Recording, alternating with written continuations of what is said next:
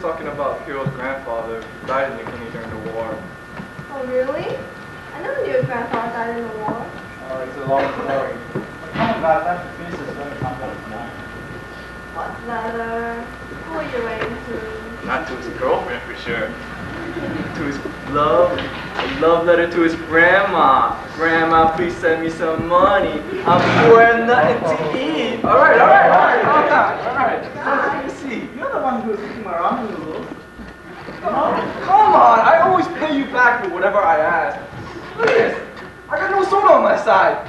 You always drink my soda. Oh, okay. Can you just stop it? Why are you putting the ramen noodles and soda? Started. What do you have other things to worry about? Like finishing your papers? But this guy, he keeps on eating my food. I just can't deal with this, okay?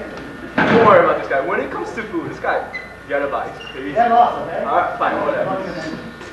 Apple. You talk to them at all? I haven't talked to my grandparents.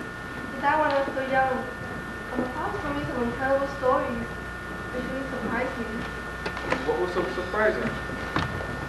He always assumed that my father was born in Japan and lived there throughout his life. I mean, he's Japanese, right? But it turns out that he was born in Korea, in a suburb of Seoul. Korea? Why there? Oh, his father, which is my grandfather, ran a business there and lived with his family. Really? So how was Korea like that then? My father was young when he lived in Korea, so he doesn't remember much about the life there. But he once told me an incredible story about his family's journey back to Japan, which he remembers vividly. How come? Well, it wasn't anything I'd ever experienced, and it really shocked him. Why?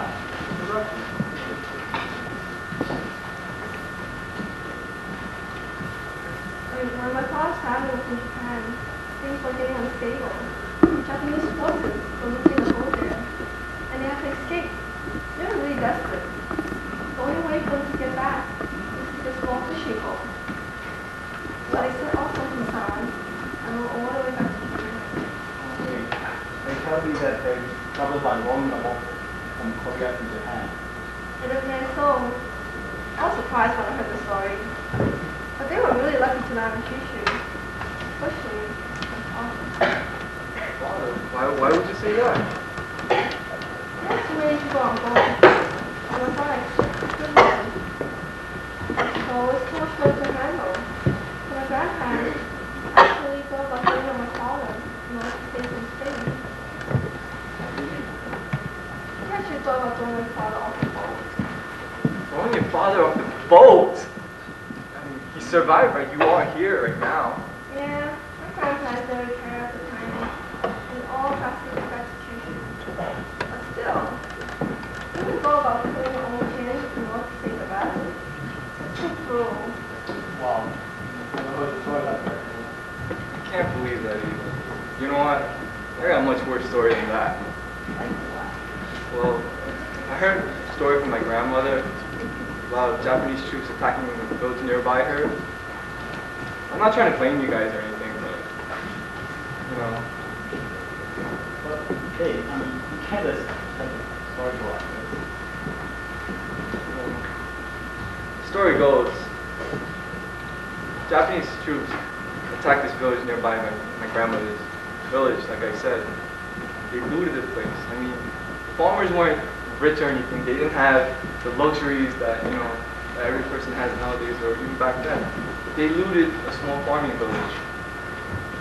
To top it all off, they slaughtered all the grown men. They gathered up all the women and children.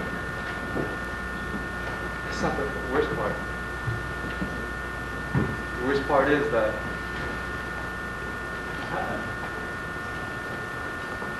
well, the thing is, they got this long metal rod about this long, right? I mean, skinny as this, right? They stuck it on the ground. They got the children. They pushed them right into the pit. How cruel can you be? The worst part about it is, it's not that the kids screaming. It was the fact that soldiers, they were laughing hysterically, like it was funny. So being entertained by it? That's impossible. How can anybody? I can't believe it either. You know what? I heard it from my grandmother, who heard it from a survivor.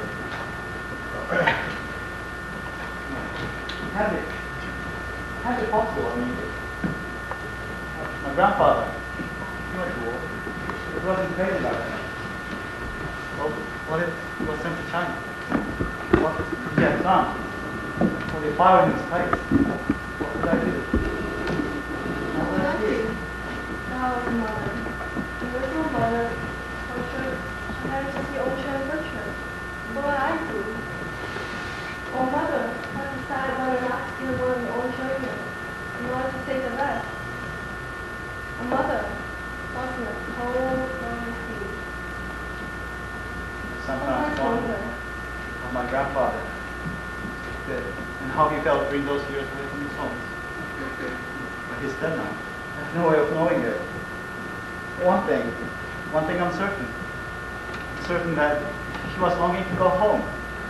I mean, during those long marches in New Guinea, he was thinking of the rice fields where he grew up, the snowy mountains, of his family, his wife, his first son that he never met. My father. Did you know he was angry about his family? My grandparents. How did they discuss the tomato? Did they discuss tomato and thought that Jimmy won't hear them? What is the hopeless and desperate friendship? That they did not kill what was right and what was wrong? What stopped them to do so? Guilty conscience. What took over the mind of those Japanese troops? How cruel can a human being act? Dehumanize the women, slaughter all grown men, play with the corpses, the dead children. How enormous was the misery for those victims?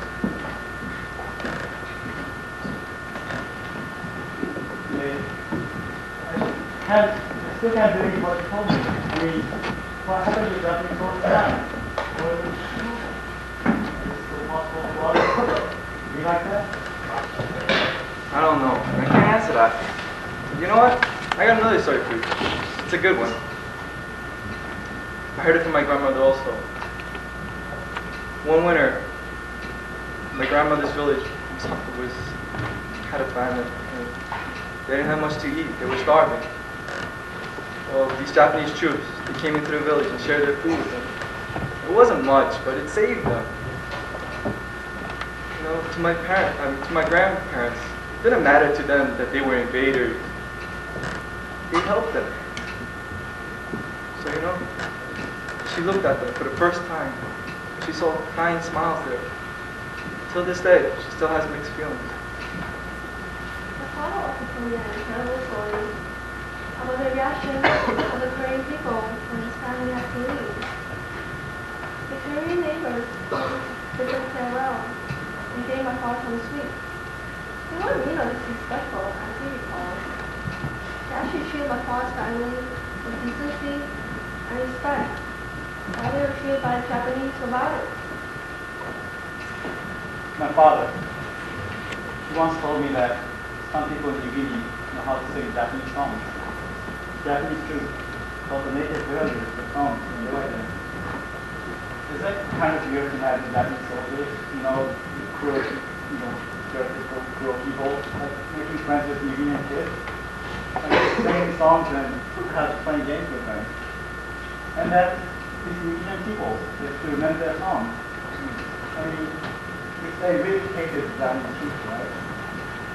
They would insane. Right. I guess not everybody acts cruelly. It's just some people. Like our stories say. And not everybody in China, Korea, or in Guinea was fighting for what we have done during the war. I guess it's far more complex than we ever think. Yeah, I guess.